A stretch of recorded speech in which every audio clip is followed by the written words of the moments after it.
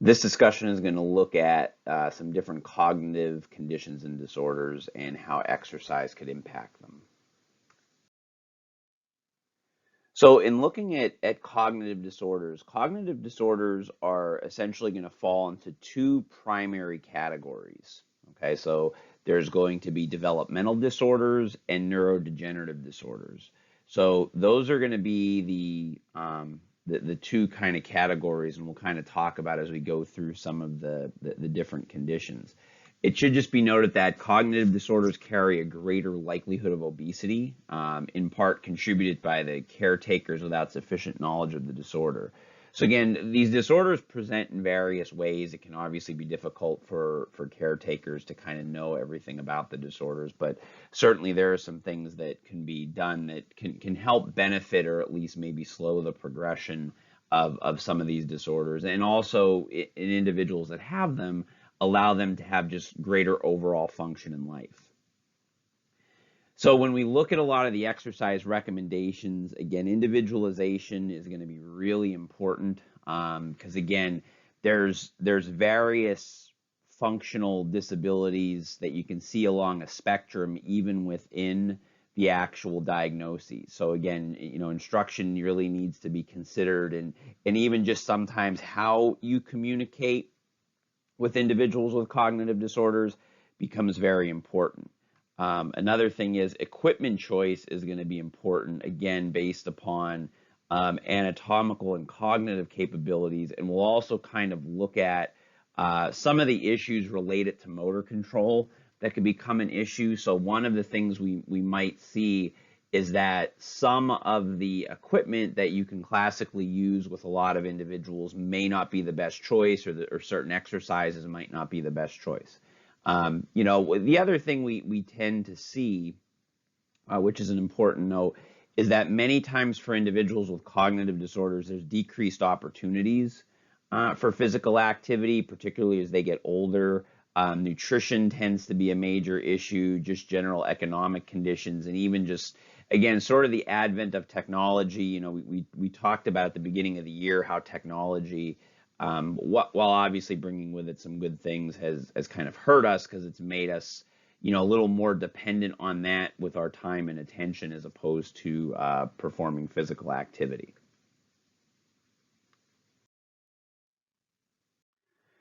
So we're actually going to start with some kind of general recommendations just for the overall cognitive disorders. And again, as we kind of go through the different conditions, think about the things that may limit, whether it's exercise choice, things of that nature, as far as the programming is concerned. So, also consider, along with the exercise, also optimizing the nutrition. And that tends to be that's obviously a big component for anybody, but more so when you're talking individual with cognitive disorders.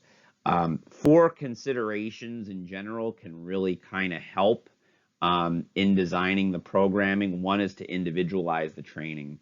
Again, a lot of the conditions we're going to talk about, again, there's kind of a spectrum as far as like how the individual will present and how much basic just movement ability and motor coordination, things like that. So again, really individualizing the training is going to be important. Can the client do free weight exercises, or must they only do machines because they whether they have a balance or coordination issue becomes an important thing. Which brings about the second point. Many times you're going to have to use, particularly for resistance training, machines at the beginning for a lot of these individuals. And that could end up allowing them to progress to doing free weight-bearing exercises, but they may initially, to get some strengthening, may need to do some machines and everything just to take some of the complication out of the actual movements. Progressive overload is the third consideration that you want to do, obviously progressing the intensities, the weights of what it is they're doing, and making sure to include aerobic training. So those are kind of the four sort of general considerations that you want to look at with all of these. Now, when we look at just some of the programming details, and again, you can see some other things in the table in your textbook. Again, for the aerobic exercise, light to moderate activity, 10 to 20 minutes. Again, arm and leg cycling, rowing, aquatic exercises are some of the recommended things. Again, you may need to watch the equipment getting used for the individual, depending upon what their limitations are when it comes to the aerobic activity. And again, try the best you can to possibly reduce boredom. Sometimes for a lot of individuals with some of these disorders, to do a continuous activity for a prolonged period of time isn't really the best choice, because they're just not going to like it, and they're not going to comprehend why they have to do it. So again, use some alternative activities, dancing, swimming, water aerobics tend to reduce boredom a lot of times for these individuals.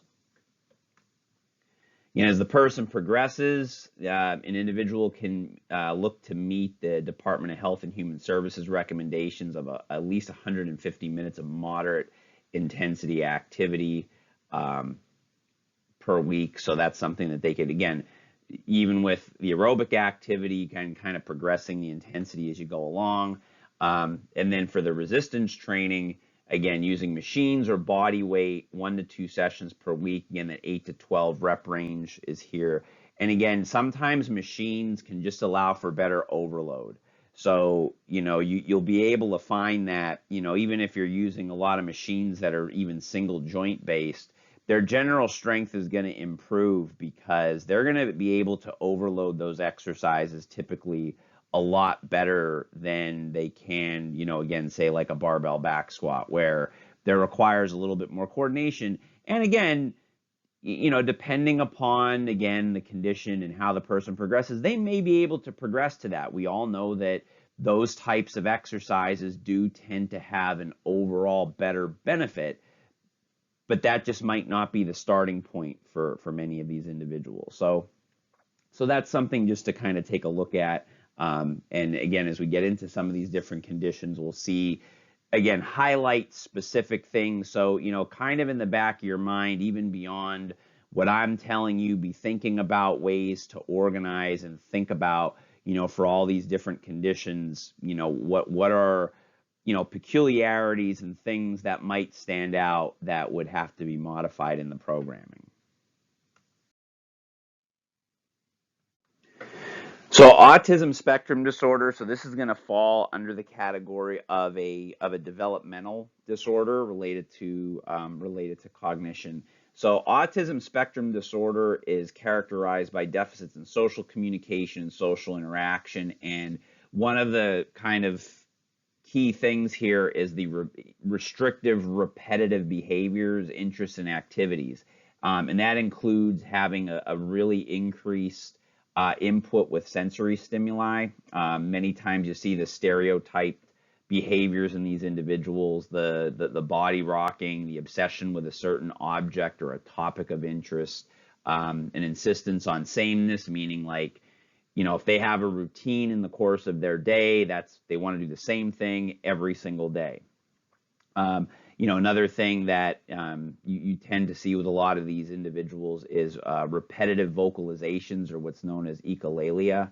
That's another that's another behavior that you see in individuals with autism spectrum disorder. And, this is one of the fastest growing disabilities in the U.S. However, it's kind of unclear as to whether that's due to an increased prevalence or a broader diagnostic criteria. So what is essentially saying here is that the diagnostic criteria for autism spectrum disorder has been sort of broadened to include some other conditions that would fall under the category. So we're not quite sure if it's that, well, it's just more prevalent, or making the diagnostic criteria broader has just included more individuals with this. So looking at autism spectrum disorder, there's 4 conditions that your book kind of highlights under autism spectrum disorder. There's pervasive developmental disorder not otherwise specified. This one's the most difficult to diagnose of all of the different types of autism spectrum disorder.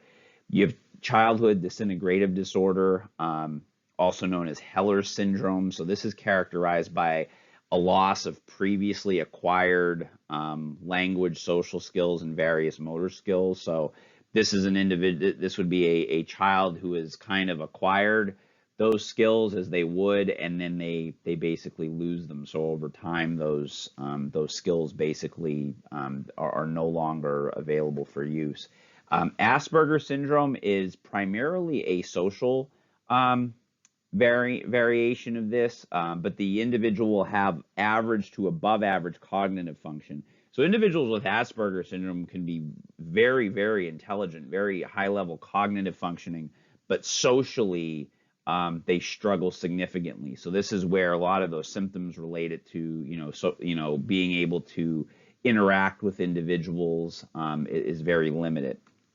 And then classical autism kind of shows a range of the items, the issues that we had talked about with a range of severity, and an individual having a high level of function versus a low level of function.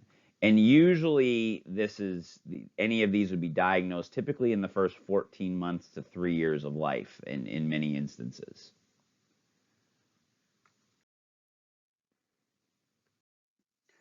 So in looking at autism spectrum disorder, again, the core deficiencies of this usually involve impairments in communication and social interactions.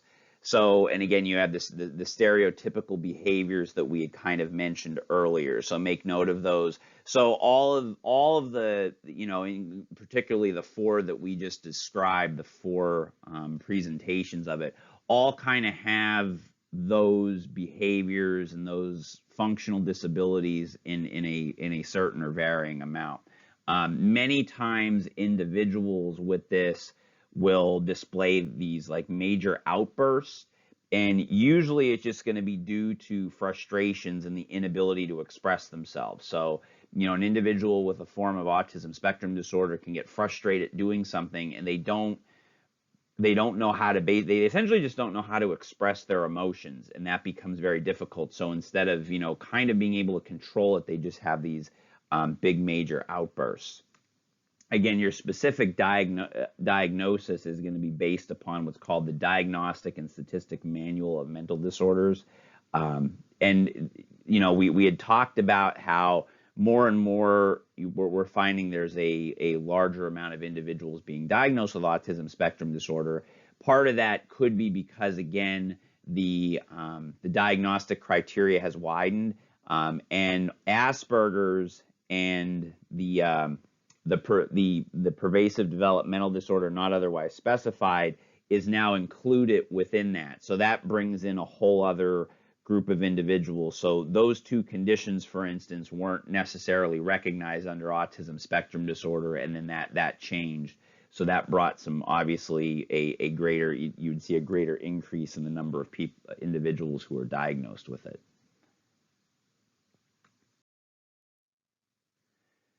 So looking at your medications, again, refer to your medications table just for an outline of things. But again, no medications function to treat the disorder or treat the primary symptoms. However, there are medications that will get prescribed to deal with the symptoms. So again, we're not using medications to treat the disorder. We're strictly just looking at the symptoms. So managing high energy levels and ability to focus, depression, and seizures are all things that can be utilized.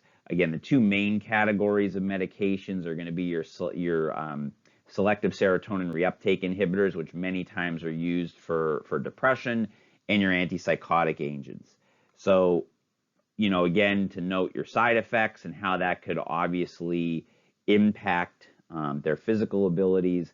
Again, selective serotonin reuptake inhibitors, insomnia, increased agitation, and weight gain. Your antipsychotic medications can have side effects like sleeplessness, tremors, and weight gain.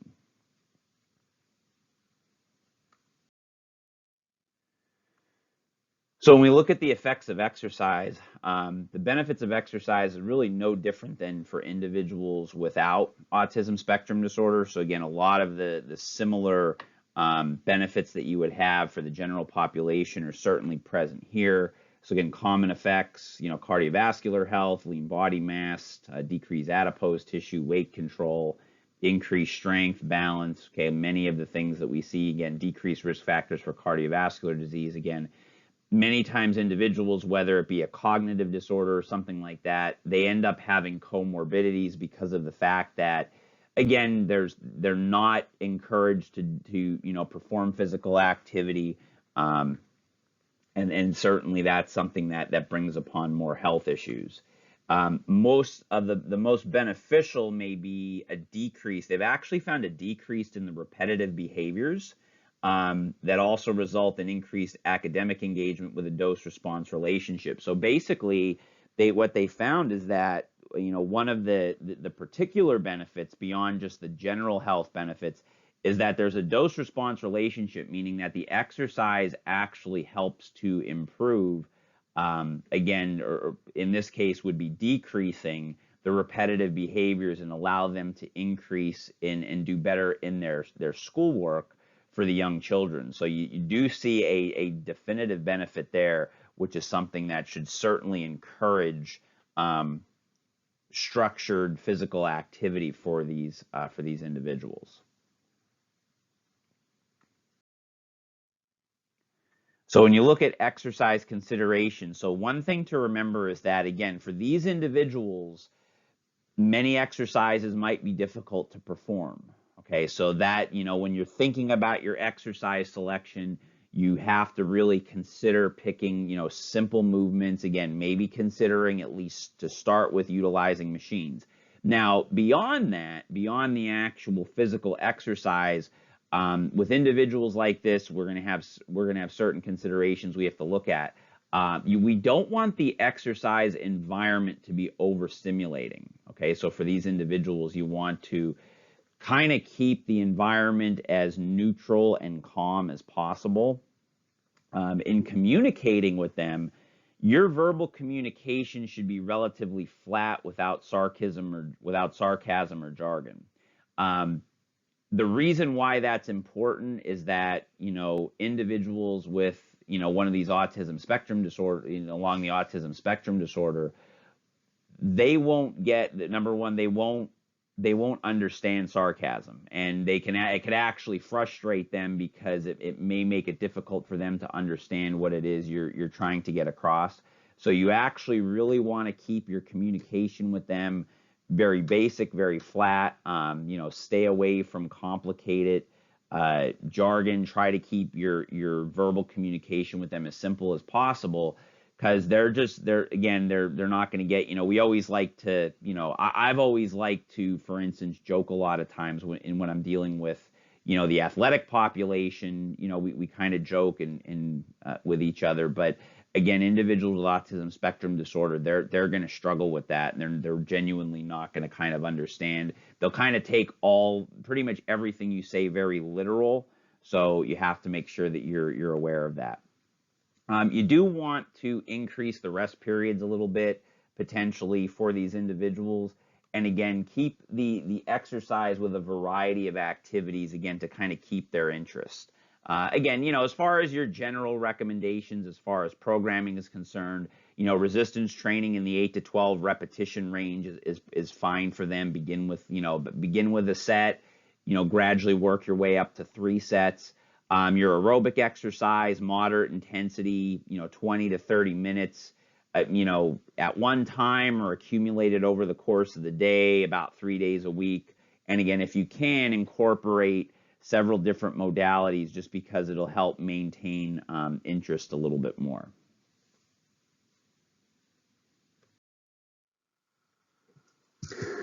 Okay, Down syndrome is a genetic disorder that is a result of 3 copies of the 21st chromosome. So in this situation, the individual will have 47 chromosomes instead of 46.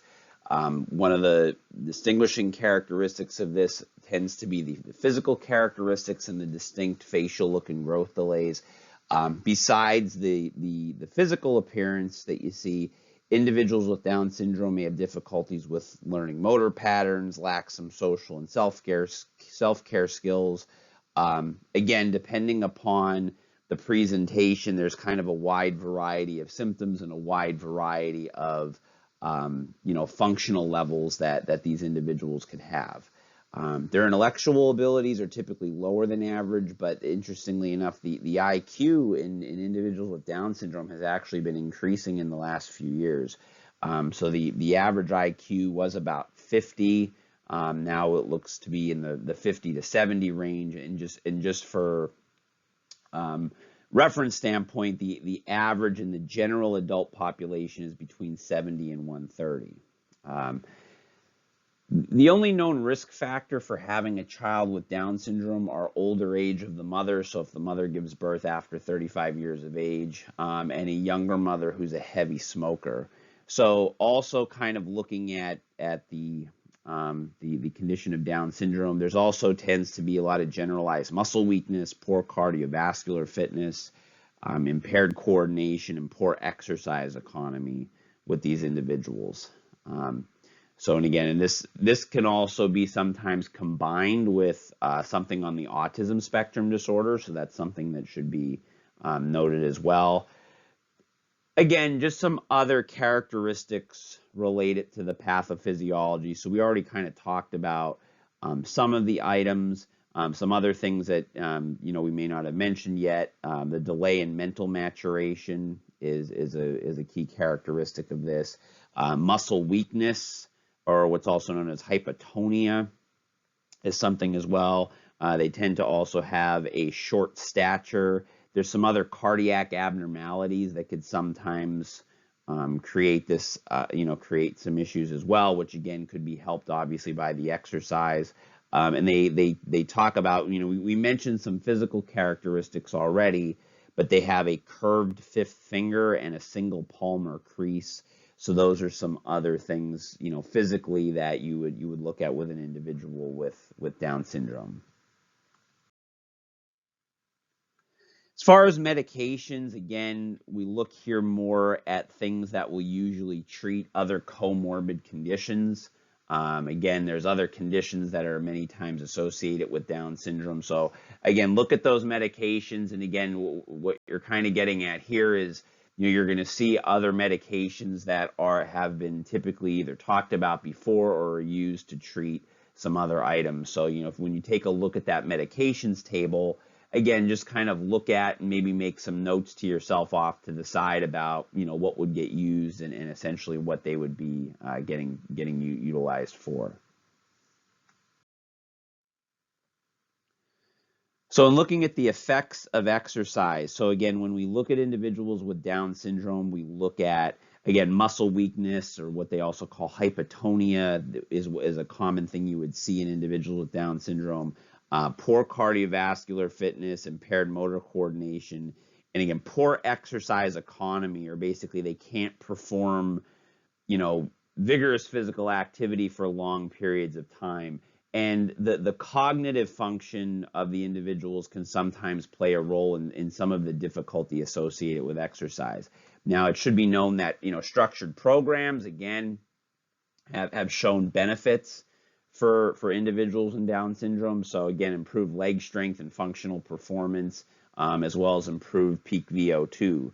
And, they look at, one of the studies that was cited looks at, doing 3 sessions of aerobic training for 30 minutes at 60 to 85% of maximal oxygen consumption, and resistance training 2 days a week in a circuit fashion with a 12-rep max load has been shown to have benefits. So, and again, you have to take into consideration, again, when you look at these individuals, much like some of the other cognitive disorders you have, and again, Down syndrome is another developmental disorder, where you can have kind of an array of function present, or deficient rather, even in these individuals.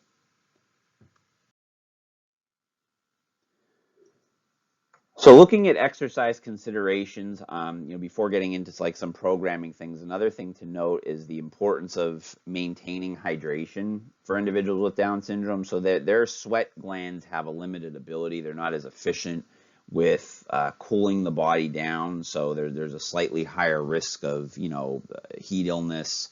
Particularly if let's say they are exercising outside, even doing, things of that nature in a hot or humid environment, that would be something to pay particular attention. So to really educate these individuals on the importance of hydration before, during, and after would be very beneficial.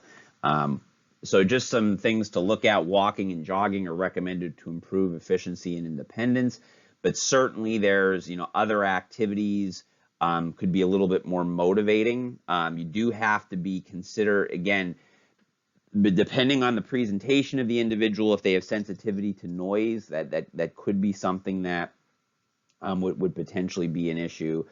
Shorter bouts associated with rewards may be effective as well. And again, during resistance training, again, look to encourage recovery with some longer rest intervals.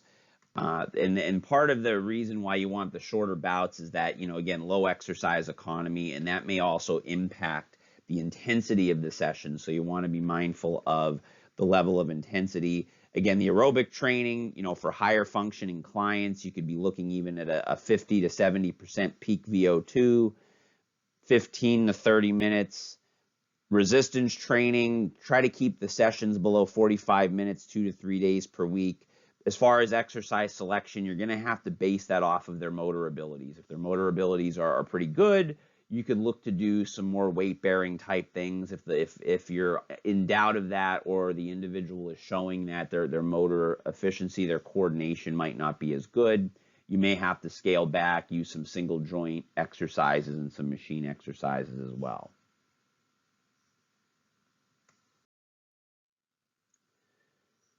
Intellectual disability is a general deficit in cognitive ability, and again, there's a variety of different sources for this. So this usually has this is a spectrum of conditions that results in this.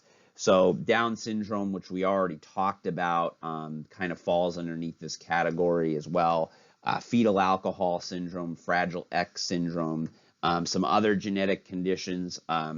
Cri-du-Chat and Prader-Willi syndrome or some other genetic conditions that are associated with this. Various infections, birth defects, asphyxia during birth, and various metabolic conditions like phenylketonuria and congenital hypothyroidism are some metabolic conditions that can present with intellectual disability. So again, the mechanism for what's creating the intellectual disability is based on the syndrome that accompanies it. So again, depending upon which of these diagnoses you would have, that would kind of lead you into the issue with the intellectual disability.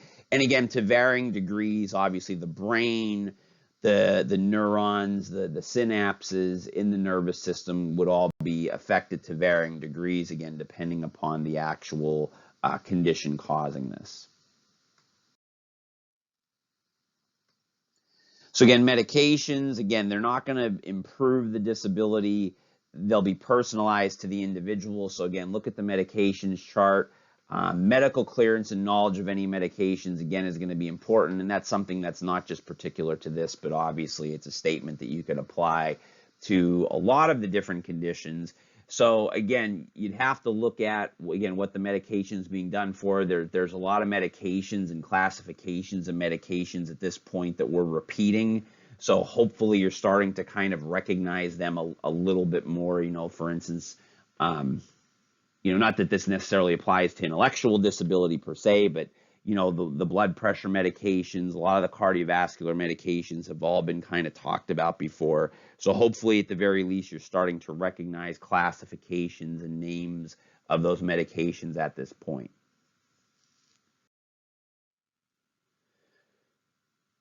So if we look at the effects of exercise, so the big thing is we look to have, again, with any of these conditions where intellectual disability becomes an issue, is again, we're looking to enhance neural activity and cognitive performance, which, again, in healthy people, that does as well. So you're getting those benefits of this. So again, the exercise has benefits on this population similar to the general population. And again, any other physical effects and positive effects relate to quality of life and independence. So it also helps. We know that individuals with a lot of these conditions associated with intellectual disability, being able to function independently and everything is very difficult. Even if some of these individuals will never be completely independent, it could kind of still help with their overall function. So it's really important to look at that. Again, as I had already mentioned this, like the general population, research shows that exercise has a temporary but positive effect on cognitive abilities. And again, the exercise prescription could be similar to the general apparently healthy population as we look at this. Again, just taking into consideration many times primarily a lot of the motor coordination things that usually become an issue would be something that would stand out.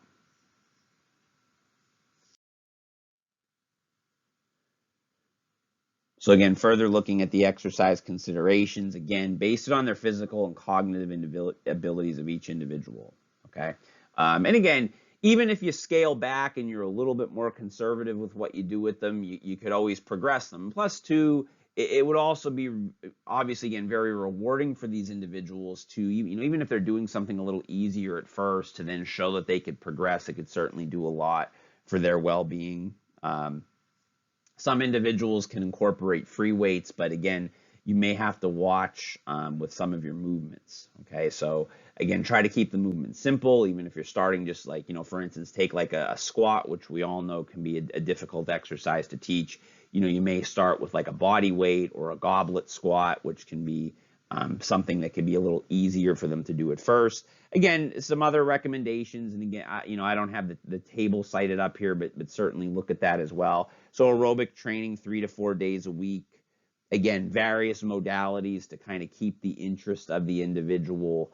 Resistance training at least 2, but you could possibly bump upwards to 3 days a week.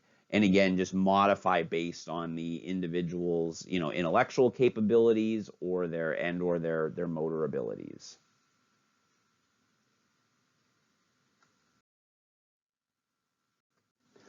So as we move on here, so now we're going to be looking at the neurodegenerative diseases. So all of the conditions that we looked at dealt with the developmental disorders, okay, that were up until now. Now we're looking at neurodegenerative diseases. So in the two we're going to be focusing on here is are dementia and Alzheimer's. So dementias, so this is an important point because again, sometimes it's diagnoses terminology that could sometimes be confusing. So dementia is an umbrella term that describes a collection of symptoms relating to loss of memory and brain function that interferes with daily life, okay? So dementia actually includes a number of different disorders that affect the brain. So Alzheimer's disease is one of them, which we're going to expand upon.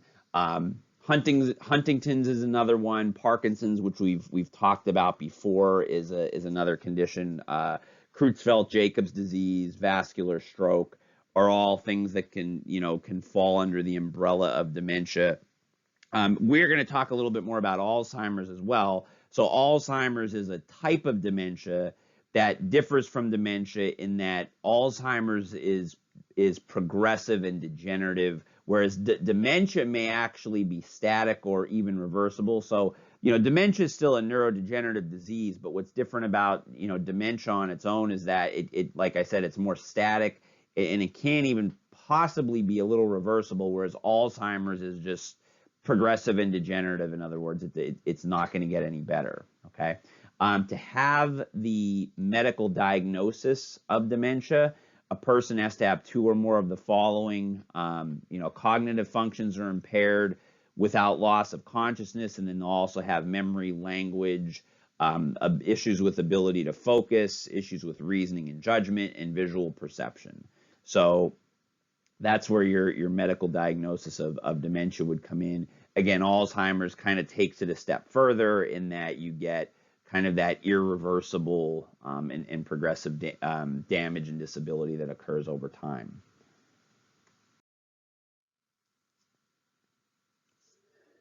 So when we look at the symptoms in looking at these neurodegenerative disorders, again, significantly impaired intellectual functioning, and that's going to interfere with a lot of the normal activities and social relationships, and it eventually leads to a loss of the ability to solve both simple and complex problems. Another thing that kind of comes with this, and that's important to note, is that they end up having these individuals end up having a lot of behavioral problems, and they kind of lack the ability to maintain emotional control. So they tend to get very agitated, significant personality changes. They could possibly start to develop hallucinations. That could be another part of this. Alzheimer's disease can occur in younger individuals, but the disease usually begins after age 60. The risk does progressively begin to increase with age.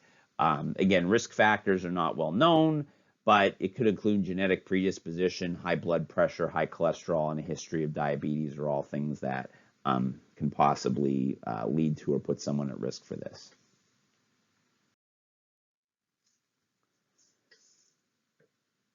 So to look a little bit more at particularly Alzheimer's disease. So again, we look at neural degeneration. So you get a degradation of the neural structures in the brain, and it's due to a buildup of proteins by what are called amyloid plaques that form between neurons.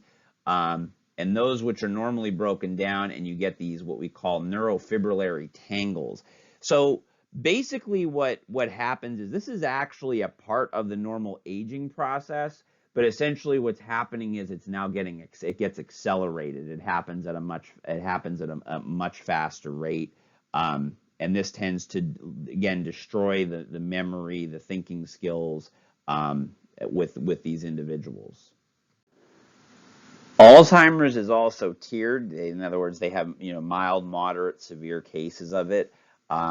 And again, those who develop Alzheimer's disease and dementia do tend to have a poor lifestyle, which is part of the reason why we had talked about some of those risk factors that are typically associated with poor lifestyle. Those individuals tend to develop it.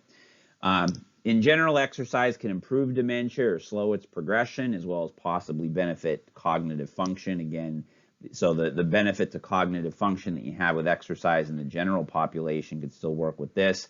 And again, exercise can also help improve brain structure and function through improvements in vascular health. So again, everything in our body obviously requires circulation. The brain's certainly no different.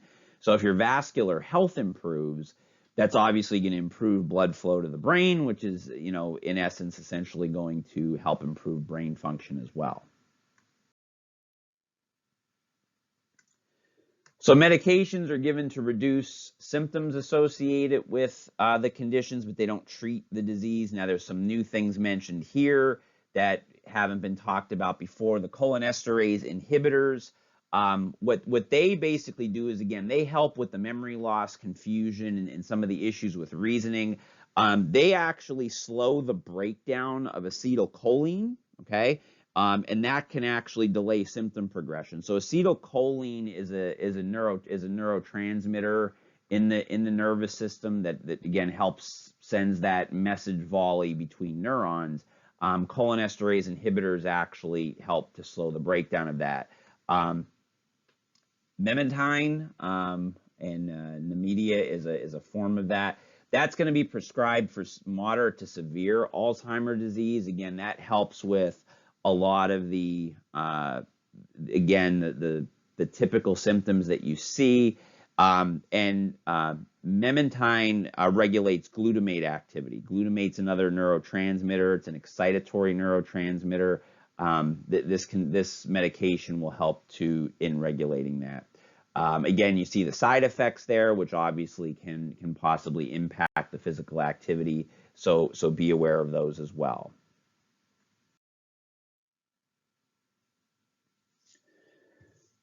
So looking at the effects of exercises, again, with higher functioning individuals, improvements in exercise can occur in executive function, memory, cognitive function, rating of functional status.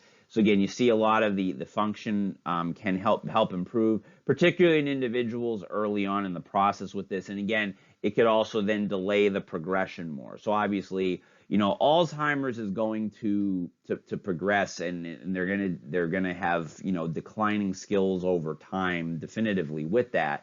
Certainly, if again a person early on in the process could kind of push that back a little bit more. So again, improvements in cardiovascular system, strength, balance, and other functional independent determinants can benefit from this as well. Again, when you're coming up with exercises, the exercises you use, so even before getting into recommendations, again, it's going to be all based upon where they fall within the spectrum of the disease. Again, exercise can also indirectly affect cognition by improving stress levels and sleep quality. So we know that, again, people that, again, even in the general population, individuals who exercise tend to sleep better and they tend to manage their stress better. That could be something that would be a benefit for these individuals as well.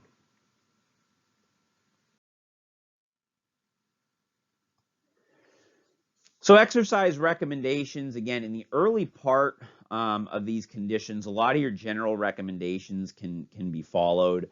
So that's something to note before we get into some little specifics here. So again, although recommendations for individuals with mild dementia would be similar to the general population, with deteriorating cognitive and physical capabilities, exercise prescription will have to be modified significantly down the road. This includes, accommodations for wheelchairs and walkers, depending upon how long the person is with you. One really important thing to note is that when working with these individuals, you have to be prepared for a lot of the behavioral issues associated with these individuals. So be prepared to handle, outbursts and aggression, and just understand that it's not you, it's the disease process. So sometimes people that work with these individuals, it's important to understand that they're going to have these outbreaks. And again, some of it is just because they don't know how to control their emotions. Take somebody who doesn't have, a neurodegenerative disease. You're a little frustrated, you're a little tired, you don't just have an outburst and start yelling at people because you kind of know, I'm just, a little off today. These individuals can't do that. So that's where that comes in. Another thing to note, and this could kind of actually, maybe even affect how their activity is scheduled. Some individuals that have these conditions, they suffer from something called sundowning, okay? And what that essentially is they tend to have greater agitation and fatigue at the end of the day. So if you're working with somebody that has that characteristic, that would be something that you would want to note, maybe look to do, whether it's when you're working with them or when they're doing exercise on their own, try to plan most of their activity for the beginning of the day. That decreases and lessens the chances of having one of those outbursts. And again, repetition and instruction may be required, just again, due to the memory loss associated with these conditions.